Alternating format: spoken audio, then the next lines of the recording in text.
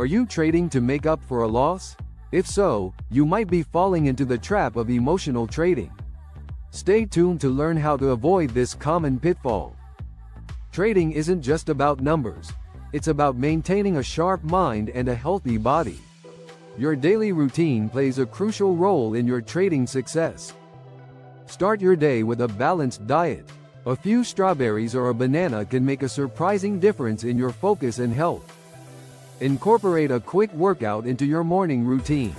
Just 30 minutes of activity can boost your energy and mental clarity. Being at your desk by 8 a.m. is essential. Missing the early market action can lead to rushed and emotional trading decisions. Recognize the signs of emotional trading. If you're re-entering positions without much thought, you might be trading emotionally. Stick to the golden rule. Never trade with more than you can afford to lose. This is the foundation of effective risk management. Always use your trading system. You designed it for a reason, so trust it and follow it every time. Ask yourself critical questions before making a trade. Should I be entering, exiting here, and why? This keeps your decisions rational.